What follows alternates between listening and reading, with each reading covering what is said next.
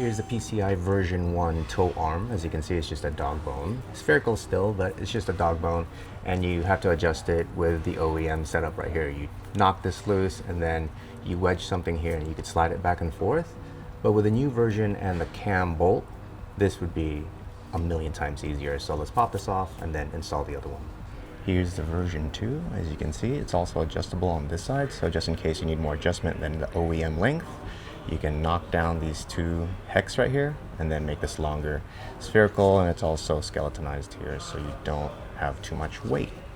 And then the cam bolts, these guys right here, these are like eccentric bolts, kind of like the Miatas, and it's a lot easier to adjust the toe with this because you just put a 17 on here, I think that's what it is, and you just twist it and it moves the bolt in and out. And then these are just the little collars that go around this guy. So let's pop off the other one first and then we'll install these guys. If you're OCD, just get yourself a paintbrush from Home Depot and clean up the area that you're working at. Trust me, there's always a bunch of dirt and crap here because I take this to the canyons. So the brush helps a lot. Huh, crazy how clean this car is. I just took it out to the canyons. We're just gonna use a 14 socket right here. Knock this boy loose. Yeah. There you go. You could use an impact there, but it's a little tight. So once we remove that, we're gonna do this guy right here too. Same thing, same size. And then this should come off. I don't think it's gonna slide, even though it's loaded. And ha ha ha, there you go. Rear trailing arm bushing, just knock it loose so we could get some play here. Oh yeah. Almost. Big boy.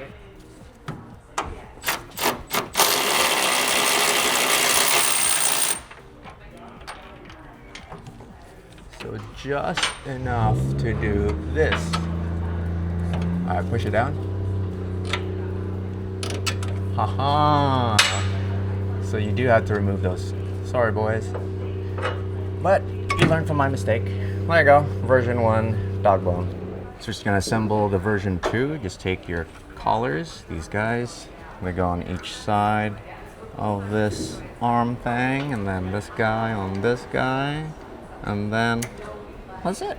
Here's a version 1 next to the version 2. As you can see, you can adjust this length. And there's a hole right here, so you just put a Allen wrench, bottom this out, and that's the OEM length if you're not sure. I always double check because I know they put them together properly at PCI, but I don't know, maybe it's like a freaking Monday or something. You know what I'm saying? So version 1, non-adjustable, version 2, adjustable.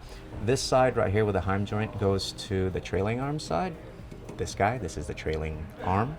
And then this side right here goes to the chassis. And then make sure that you have your collars. See these collars right here? Because it won't sit if you don't have the collars. All right, let's throw it in. Oh, and then we're gonna also throw in the cam bolts. I'll show you where that goes in a minute here. So, bolts. Pop this on right here. Okay. Pete, you wanna put the bolt in? Yep. Need extra hands for this. This one or That one right there without the washer. this one? Yeah. Pop it in right there. Pull, buddy, pull. Oh, life's so much easier when you have 4 arms. Good? Yep. All right, cool. Just leave that loose for now. And then we'll take this side right here, pop it in like so. This is gonna be a very tight fit, so just be patient. Okay, see that? Pops out on that side. Now we're gonna use a cam bolt. So the cam bolt right here is a rounded part.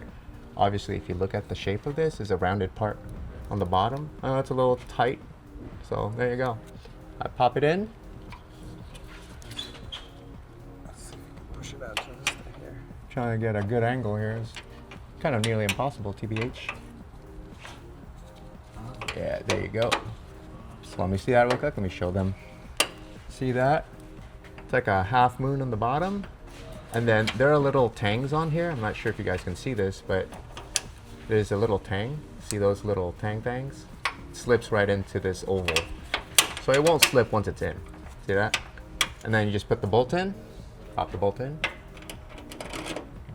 Okay. And then you just tighten this up. Alright, it's on there. Just trying to hand tighten this for now so I can show you guys. But once this is fully tightened, we can just turn this and it'll slide this thing forward and back. So that's pretty much it for the install. Next, we're going to do an alignment. You always want to do an alignment after you touch the suspension. Regardless if you lower the car or you change the tow arm or a camber arm or whatever, it's going to mess up your alignment. So here's the finished product. Nice and clean.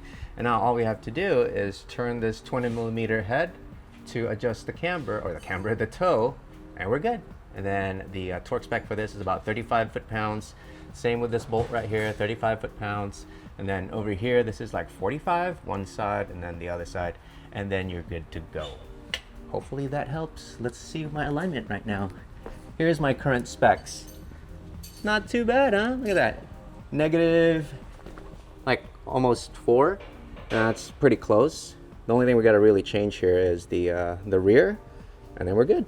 So that's it for the install. When you do this, you gotta get an alignment, so don't skimp out on the alignment, because if you just try to mark it and try to match it, you're gonna be off. Trust me. A little minuscule difference when you crack that bolt makes a huge difference. So always do an alignment before you go drive this thing. Yeah, there you go. Nice and clean. Get an alignment here and we should be good to go.